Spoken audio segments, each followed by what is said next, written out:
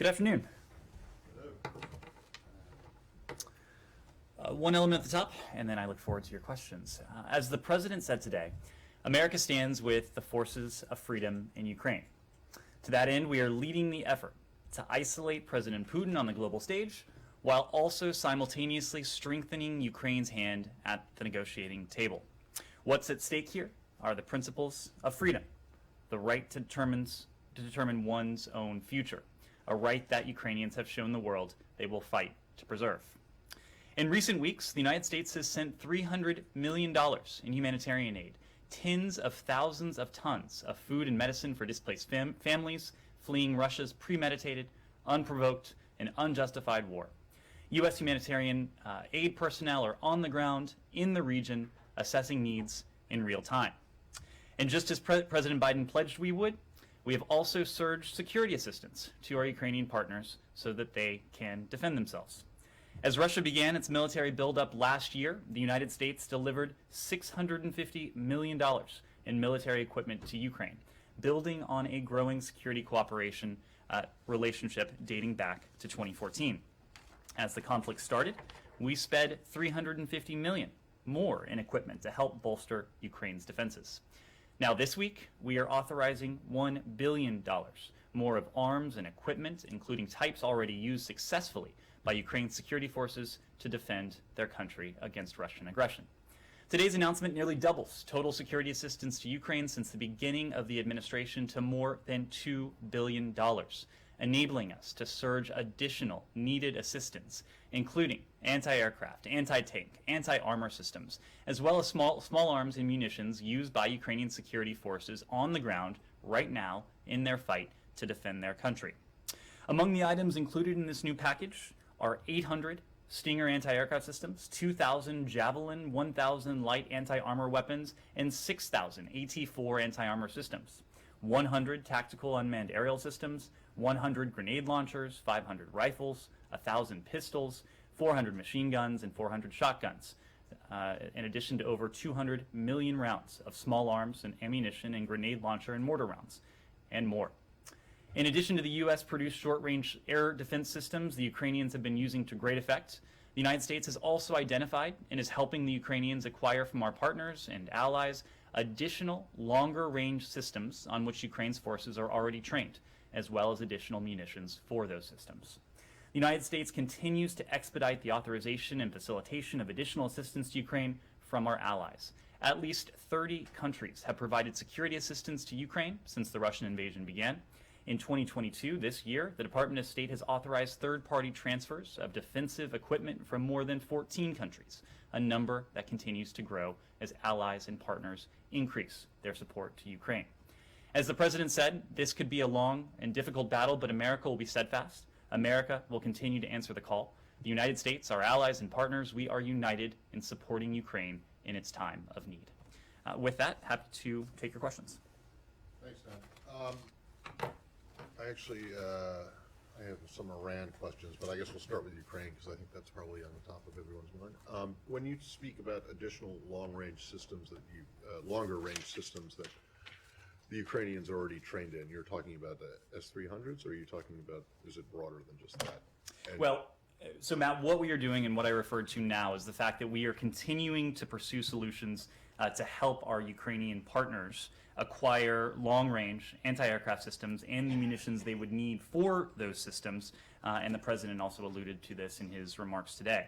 I can't get into the full specifics of this, but we are continuing to work with our allies, with our partners, to surge new assistance, and that includes Soviet or Russian origin anti-aircraft system and the necessary ammunition to employ them every day to Ukraine.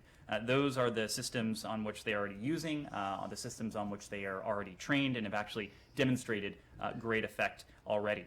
We have said that we welcome assistance from countries around the world. As I mentioned a moment ago, more than 30 countries across the globe have provided defensive security assistance to Ukraine. The United States has, the Department of State, I should say, has authorized the provision of U.S. origin equipment from at least 14 countries, but we know that many more are standing up. But this isn't U.S. origin. That's correct. That's correct. So without getting into the actual nitty-gritty specifics of what systems they are and what countries, although it would be nice to know what countries you're in discussions with about this. What does the U.S., if anything, have to do to facilitate the transfer of such systems? And secondly, are you close to reaching an agreement with any of the potential donor countries? What do we have to do to facilitate the transfer legally, of non-U.S. origin Correct. equipment? First, for U.S. origin equipment, of course, there are waivers that are necessary given ITAR provisions and other applicable provisions. The Secretary has repeatedly, with more than 14 countries, authorized the provision of such U.S. origin equipment to our Ukrainian partners, and we've done so on an extremely expedited basis, turning those around in the course of a day. When it comes to working with countries that may have Russian-made, Soviet origin equipment, obviously that is not equipment for which we would need to provide any sort of waiver or any sort of formal paperwork. What we are doing, however, is sharing our assessment of the security needs that our Ukrainian partners have. Precisely the needs they have, the threat they are under, the types of fires and munitions that they are enduring from President Putin's forces, and working with them to determine what they may have in their inventories, to marry that with what we have in our inventories, with our knowledge, with their knowledge of what the Ukrainians already have, the training they already have, to determine the most effective package that will allow them to defend themselves. Well, can you say if you're close to an agreement with any, or is it? We are having these discussions every day. 30 countries around the world have already provided security assistance to Ukraine, and we're having these discussions daily. daily. The last one is just that if a deal is struck, and I realize it's a hypothetical, so you probably won't answer, but let me try anyway.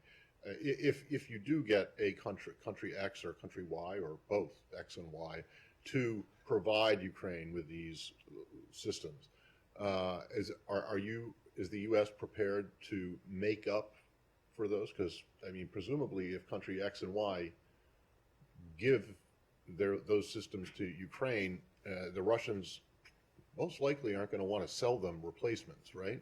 Well, So I will. Is the U.S. going to be, or any ally, are you in discussions to replace those systems that countries might give up? I always appreciate when you answer the question for me. I will note that is hypothetical. I will also note, however, that we have continued to provide forms of reassurance to our allies, including our allies on the eastern flank. The Department of Defense recently spoke of the 2 Patriot missile batteries that have been moved into Poland. We know that countries that are valiantly standing up, that are providing defensive weaponry from their own stocks, they too have their own security needs. When it comes to the NATO alliance, certainly we will continue to stand by our NATO allies to make certain that NATO has the power, the capability to defend itself. Yes. Just a quick one. I have a follow-up, but I think there are drones in the package of new equipment. I wonder if you can confirm that there are these Switchblade drones are part of that, and any details you can give. I've seen quite a bit of reporting over the last 24 hours on that particular system. I think I understand why when you see the video of it. Look, I can't confirm particular systems. The president did speak of, or we did speak of, tactical unmanned aerial systems. We provided and are providing 100 of those systems. The system that you referred to would be an anti-armor system. It is certainly consistent with the type of defensive weaponry that we're providing, but I'm just not in a position to speak to all the specific systems that may be included in that package. Okay, then can we move on to the discussions going on between the Ukrainians and the Russians? Sure. There's some signs, some noises coming from both sides that there might be some movement on that. I wondered if you had a view on the potential for an agreement there, and there's a discussion about an agreement that would see Ukraine kind of pledge neutrality, not join NATO, like a Sweden or Austria kind of neutrality, and then also have security guarantees from other countries. Could the US be a guarantor of some kind of agreement like that? Well, we welcome the sentiments expressed that there is hope, that there is optimism for diplomatic progress. But what Ukraine needs now, more than sentiments, more than hope, more than optimism, is de-escalation, is an end to the violence, is a tangible indication that President Putin is changing course. And that is something we have not yet seen. And just as I was coming down here, there are more horrifying reports of shelling, of destruction of what appear to be civilian sites across Ukraine, including in Mariupol. We've made clear that we unequivocally support Ukraine's efforts to achieve peace, to bring an end to the mounting human suffering from President Putin's war of choice. Diplomacy is always going to be at the center of these efforts, but we remain clear-eyed, as do our Ukrainian partners, as you heard from President Zelensky, as you've heard from the foreign minister, as you've heard from others. It remains our position that Russia needs to halt its campaign of death, of destruction, immediately. And we are working simultaneously to do all we can to give Ukraine the strongest hand it can have at the negotiating table. And we're doing that in a couple different ways. We've already spoken to one of those ways at the top of this briefing when we detailed some of the security assistance that we're providing to Ukraine, $2 billion over the past year, $1 billion in the past week alone. That is certainly an important element of that. The other part of that effort to strengthen Ukraine's hand at the negotiating table is what the United States and our allies and partners have brought to bear on the Kremlin, on the Russian Federation, including its economy and its financial system. We have placed unprecedented pressure on the Russian economy, on its financial system, and every day you see very tangible metrics of that. Stock market remains closed, will remain closed for at least the remainder of this week and potentially even longer, presumably in an effort to prevent capital flight. The ruble is virtually worthless. It is literally worth less than a penny. Russia is on the verge of default. Its credit rating is at junk status. Hundreds of international companies are fleeing the Russian market, and we can go on and on. Now, all of that is part and parcel of our effort to strengthen that Ukrainian position. So we see Ukraine day by day will have a stronger hand as these measures have even more effect on the Russian economy, on the Russian financial system, and as we, together with our allies and partners here too, continue to provide Ukraine with the defensive security assistance that our Ukrainian partners need to defend themselves inside their own territory. Yes? I just wanted to dig on that a little further, Ned, because certain export controls exist on some of these systems that the two gentlemen mentioned. And so is the State Department going to take the lead in talking to allies and easing those export controls or maybe changing them altogether? And especially given Ukraine's desperate need, how can you work through those obstacles to maybe get them their aid that they need faster, especially with export? Well, I think we have proven throughout the course of this conflict and even before it that we are not going to let any sort of technical barrier stand in our way. And I have already spoken to the expedited procedures that we have used to approve the provision of U.S. origin equipment to Ukraine. We have done that in many cases with less than 24 hours notice. The fact that it was just a couple weeks ago that we announced an additional $350 million in security assistance to Ukraine within 4 or 5 days. More than 70% of that vast sum had already been delivered. So I think that speaks to the fact that we are breaking through not only what might be otherwise burdensome bureaucratic processes and hoops, but we are doing so with alacrity here in this department. Our colleagues at the Department of Defense are doing the same, and we know that our allies and partners around the world are doing the same on their end, precisely because we recognize the urgency with which our Ukrainian partners need these defensive supplies. So if there are procedures that we need to go through here at the department or elsewhere within the government to see to it that appropriate and effective systems are provided to our Ukrainian partners, whether that is from our stocks, whether that is U.S. origin material from the stocks of our allies and partners, or material that is non-U.S. origin, that may even be Russian-made or Soviet origin, we will see to that. Yes, sir.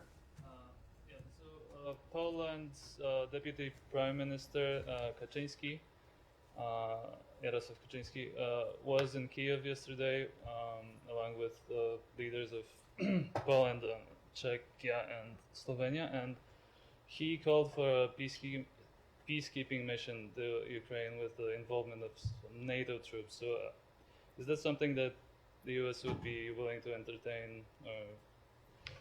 And somewhat relatedly, President Zelensky yesterday said that he would like to see more leaders coming to visit him there. Are there any chances of U.S. officials doing that? So on your first question, of course, it's not up to us to speak for NATO. What I can say is essentially what we have heard from the NATO Secretary General, is that the alliance, of course, is squarely focused on putting an end to this war, bringing this brutal aggression to a close, just as NATO is. We are intently focused on doing the same. In the same vein, we want to avoid doing anything that would prolong this war or that would expand this war. And having American service members on Ukrainian territory, American pilots in Ukrainian airspace, NATO service members on Ukrainian soil, NATO pilots in Ukrainian airspace, of course, that has the potential not to bring this war to a close, but to expand it to something that is even larger and much more grave in terms of its implications. In terms of U.S. officials visiting Ukraine, you'll know that it was just last week that Secretary Blinken met with his foreign minister, counterpart, Foreign Minister Kuleba, on the Polish-Ukrainian border.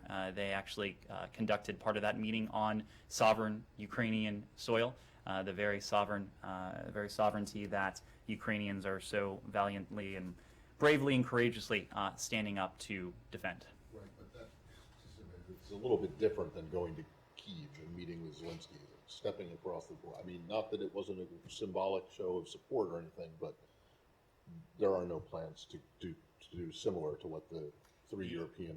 The White House has announced plans for the president to go to Brussels. Yeah. That is the only presidential travel I'm aware of at the moment. Okay, well, but I'm talking about lower than the president. I mean, just to follow up on Simon's question earlier about this idea of neutrality and security guarantees. Is this something, I realize that you said that what Ukraine needs right now, what they need immediately is de-escalation and a sign that Putin has changed his changing course. But in the more medium term, is this something that you guys are willing to consider? Because frankly, I think a lot of us, including Ukraine, thought they already had security guarantees from the Budapest Memorandum. So is the U.S. ready to look at a Budapest Plus agreement that expands the number of guarantors? So this is, in terms of the diplomacy, this is not a question for us regarding what might lead to a ceasefire, a diminution of violence between Ukraine and Russia. This is ultimately a question for our Ukrainian partners to decide the terms of diplomacy, what they are willing to pursue, what they are not willing to pursue. This is really at the heart of this conflict, this needless war of aggression that President Putin and his forces are waging. They are waging this war precisely because they sought to deprive Ukraine of its sovereign rights, its sovereign right to determine its own foreign policy, its sovereign right to determine its own Western orientation, its sovereign right to choose its own partners and alliances.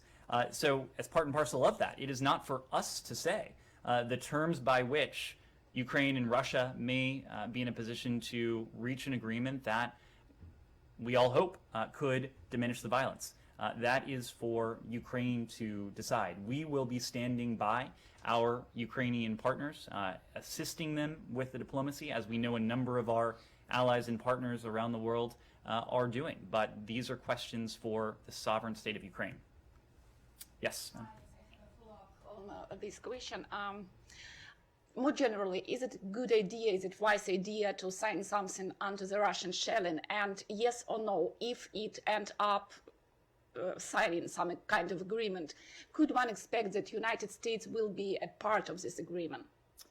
I missed the first part of your question. Is it generally a good idea, wise idea to sign a peace agreement during the shelling? Well, we continue to believe that there must be a diplomatic resolution to this war. And that is why we are standing with our Ukrainian partners as they continue to engage in diplomacy, why we've been consulting and coordinating so closely with our French allies, our German allies, our Turkish allies, our Israeli partners, and others who have been involved in various diplomatic efforts to try and bring this brutal war to a close. But we know something else to be true, and that is that diplomacy will have the best chance of success, not in the context of escalation, but in the context of de-escalation. And to your point, we, and to what I said earlier, have not yet seen any indication that President Putin is willing to de-escalate. In fact, we have seen escalation after escalation. As the Secretary said yesterday, President Putin has continued to put his foot on the accelerator. It is time to put the brakes on this conflict. It is time to see a diminution of the violence. It is time to see a de-escalation. It is time to see the Russians take steps that spare additional lives. Yep, let me go around. Tracy. Thank you. Getting away from the specifics for a minute, I have a slightly more philosophical Sure. question. You and others in the administration have repeatedly spoken about how united you and your NATO allies are. And my question is whether you think this is a permanent resolution of the differences and frictions that came up with NATO and the United States over the last 4 years, or if this is sort of a unique convergence of events and there will still be a lot more work to do in terms of U.S. working with NATO. Well, I would make the point that any disagreement or disharmony between the United States and NATO came to a close in January of last year, long before this conflict. Secretary Blinken's first travel to the European continent, you probably recall, was to Brussels. He went to a NATO ministerial. If I recall, his second travel to the continent of Europe was to Brussels, where he attended a NATO ministerial just a few weeks later. So we have demonstrated from the very first hours of this administration when Secretary Blinken spoke to the NATO Secretary General, and of course the President has had conversations as well. The indispensability of the NATO alliance and the fact that, to us, NATO's Article 5, the principle that an attack on one is an attack on all, is as sacrosanct today as it was 70 plus years ago when the NATO Charter was signed. Now, I think it is true that the alliance, in the build-up and in the wake of Russia's aggression, is as united, as focused, and as purposeful as it has been since the end of the Cold War. It has really brought into focus the reason for being of the alliance in the first place. I also think, and I'll let countries speak for themselves, but this brings up once again the point that President Putin, through his actions, has in fact precipitated everything that he has sought to prevent. And a number of countries that just a few short months ago probably would have demurred if asked about any NATO aspirations have given different answers. Of course, I think that the value of NATO, its purpose, its reason for being today is as in focus as it ever has been. Yes? I know it's not your department per se, but so today's call between Jake Sullivan and General Patrushev, is this not because this is the first, correct me if I'm wrong, but this is the first high-level contact since the beginning of the invasion. So is this not a positive signal, or that the sides are, coming together, or how are we supposed to interpret that? I wouldn't quite characterize it in quite those terms. I won't speak for the White House. They will speak to their own engagements. What I can say is that the last time Secretary Blinken had been in contact with his counterpart was in the immediate aftermath of the potential meeting in Geneva coming down. And this was, of course, right in the midst of the start of the Russian invasion of Ukraine. And I say that I might characterize this contact a bit differently because, as the White House laid out, the National Security Advisor outlined in very clear terms for his counterpart our commitment to continuing to impose costs on the Russian Federation, our commitment to continuing to support the sovereignty and the territorial integrity of our Ukrainian partners. He also took advantage of the conversation to make very clear that there would be significant consequences and implications were the Russian Federation to use chemical or biological weapons in Ukraine. So I think this speaks to the fact that there are some very weighty, very consequential issues that are now on the table. There are some very weighty concerns that we have, and so we are not going to pass up an opportunity to convey those concerns and to convey the potential implications if we think that direct contact is in our interest. Paul. Can I go to Iran? Sure. So where are we? The Iranians say there's two issues left, which presumably are that they want guarantees from the U.S. and they against another policy change, and they want the IRGC to be cleared of being named a terrorist group. Can those issues be bridged, and do you expect them to be bridged soon? And secondly, what do you think of Britain's ability to get back its hostages and the coincidental timing of them releasing Iranian funds? So to your first question, we do think the remaining issues can be bridged.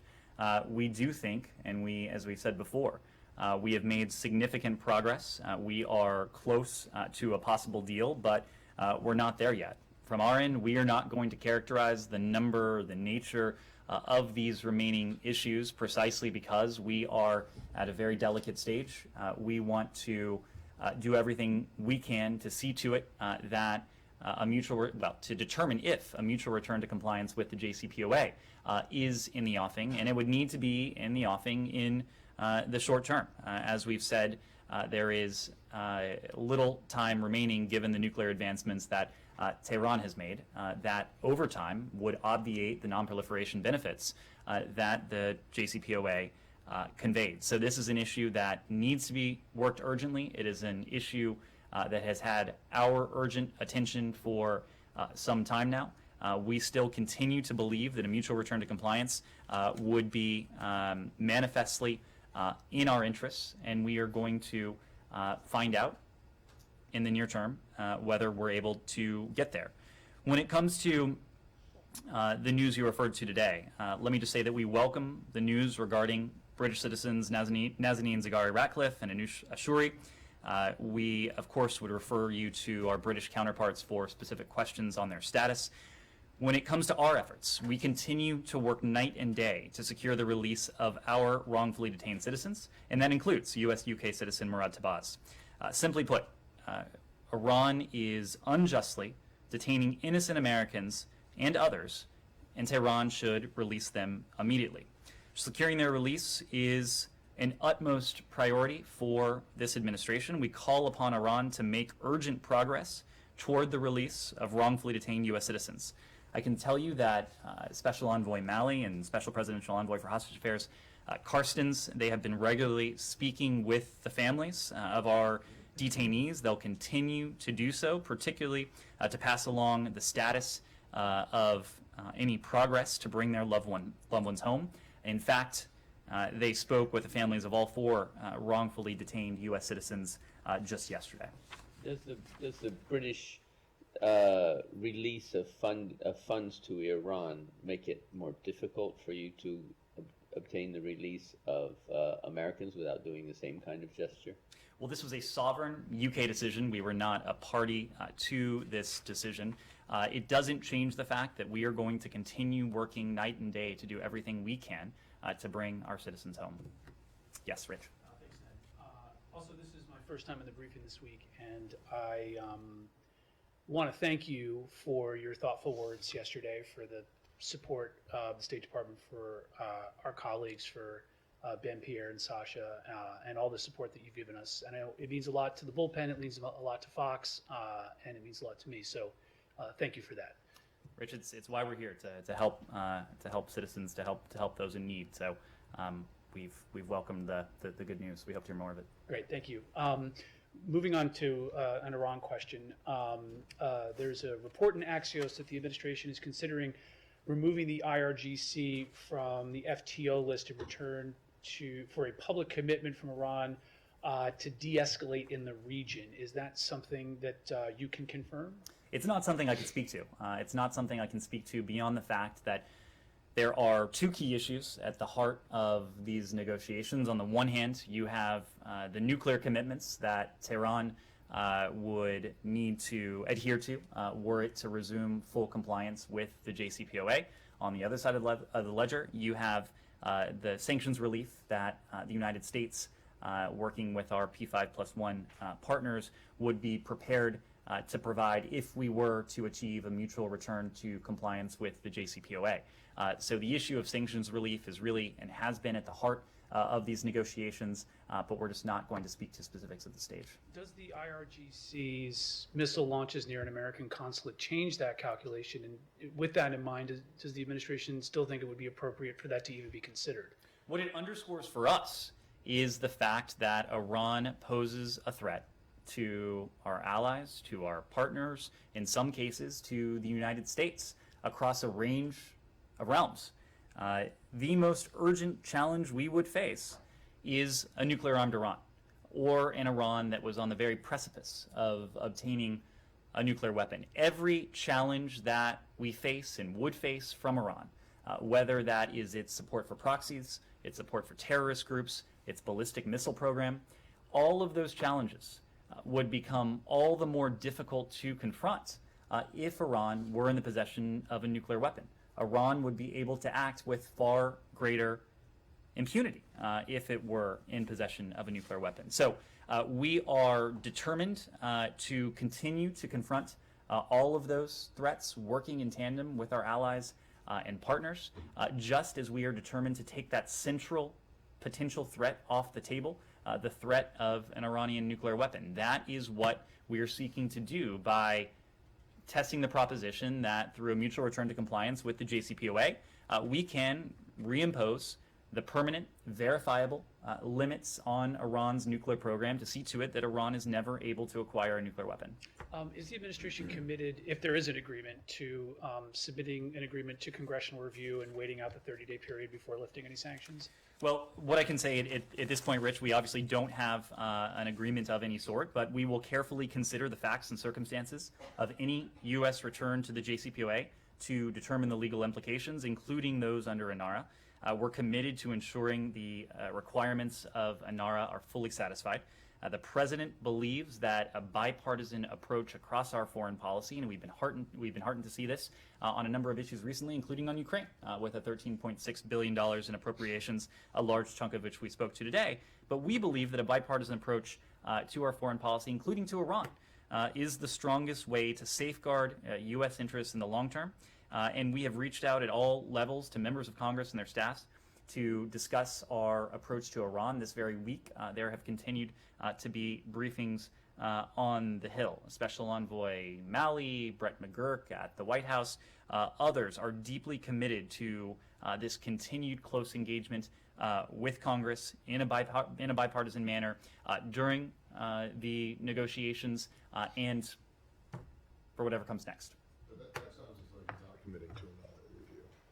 It should sound as though we are committed to ensuring the requirements of ANARA are fully satisfied. But that doesn't mean that you're submitting it. I mean, that's not a pledge to Matt, submit it to that as- through that review process. As I said before, we don't have a deal. Yes. This is a hypothetical, but if and when there is any sort of agreement, we are committed to ensuring the requirements of ANARA are fully satisfied. Yesterday, you were a bit circumspect about Foreign Minister Lavrov's comments with the Iranian foreign minister at their meeting in Moscow, in which he said, he suggested, his comments appeared to suggest at least that the last-minute Russian objections or their concerns about Ukraine sanctions essentially bleeding over into the JCPOA, that those were resolved.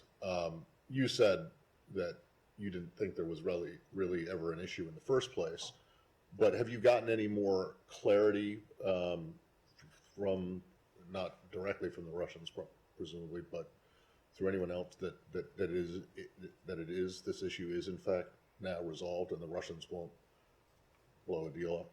Well, what I will say is that we have spoken to a very small number of outstanding issues.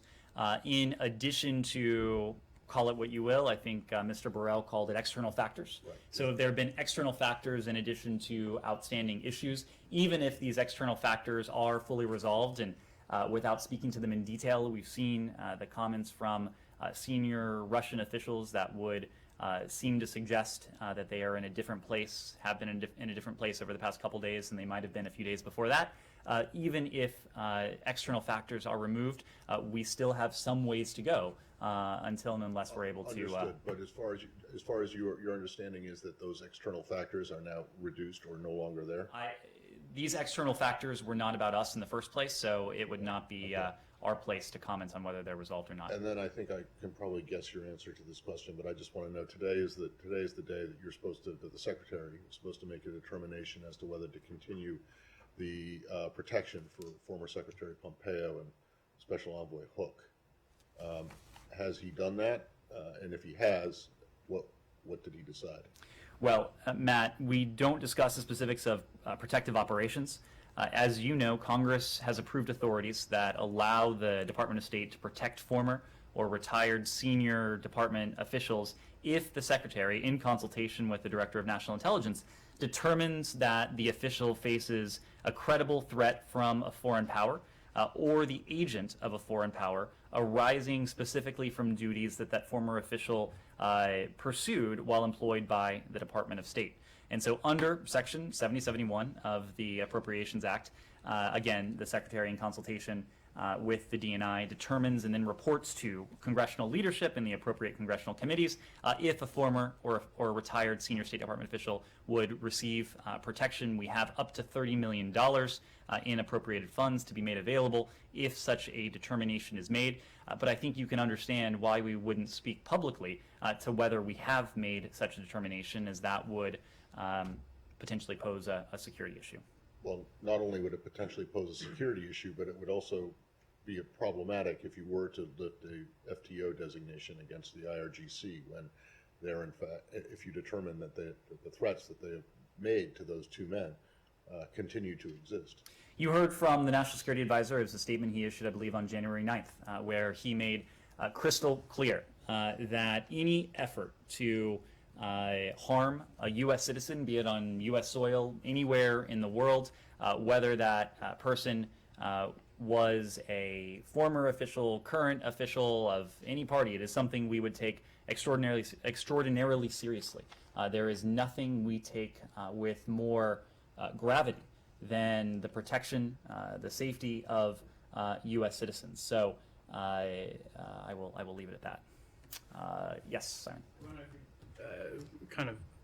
Kind of come back to Ukraine, but specifically the meeting that the National Security Advisor held with his Chinese counterpart in Rome. Assistant Secretary Crittenbrink, you said was there. He's now returned to Washington, I believe, and I guess had time to debrief you on that, or debrief the department on that. Is there anything more you can tell us about?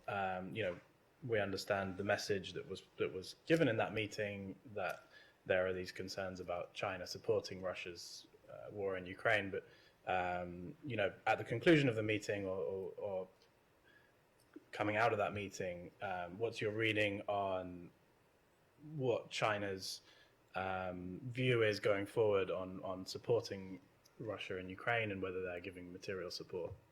So it's not for us to characterize what the PRC view on this or any other issue may be or is. It is for us to characterize the messages that were conveyed very clearly in the course of our diplomacy.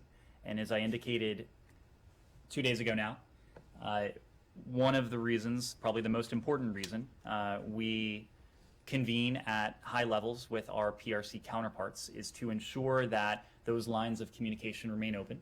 This is probably the most consequential bilateral relationship on the face of the earth. It is incumbent upon us as a responsible country to see to it that the competition that characterizes our relationship doesn't veer into the realm of conflict.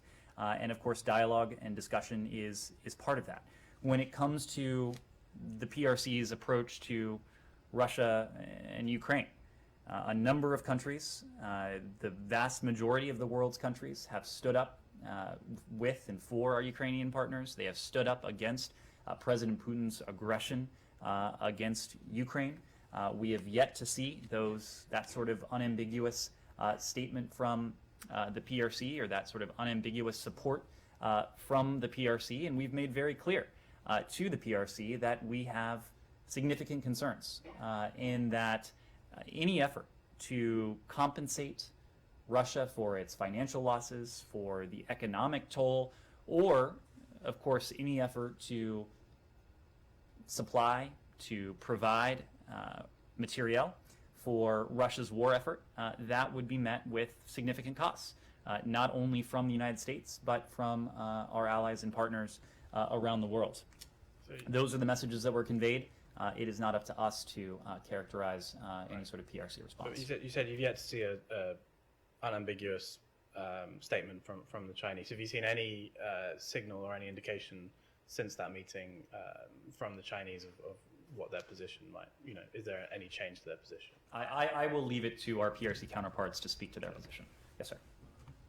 Subject to Venezuela. Sure. After the trip to Caracas of a senior U.S. delegation to meet with the government of President Nicolas Maduro, is the U.S. still recognizing Juan Guaidó as the interim president? Are you planning a follow-up meetings with Maduro? And are you concerned that this kind of meetings weaken the Venezuelan opposition? Well, as we talked about a couple days ago, the visit to Venezuela focused on really two things, and that was securing the release of wrongful detainees and urging the Maduro regime to return to the negotiating table in Mexico with the democratic opposition's unitary platform to restore democracy in Venezuela. So far from undermining Juan Guaidó, it actually reinforced our support for interim President Juan Guaidó and his call for a negotiated solution through the Mexico process. There, of course, has been no change in our recognition of interim President Juan Guaidó's role. We will continue to work with him as such. We will continue to urge the resumption of negotiations through the Mexico City process. But does it mean a recognition that who's in power is like Nicolas Maduro and not Juan Guaidó? Because the delegation didn't go to the house of Juan Guaidó. It went to meet Maduro officials. In one way, it was a recognition that it was the Maduro regime that was and continues to hold Americans unjustly against their will. It, of course, was not Juan Guaidó or the unitary platform that held and continues to hold unjustly American detainees. So if we seek the return of Americans who are held unjustly against their will, in that case, we met with the party that was holding them. Thank you all very much.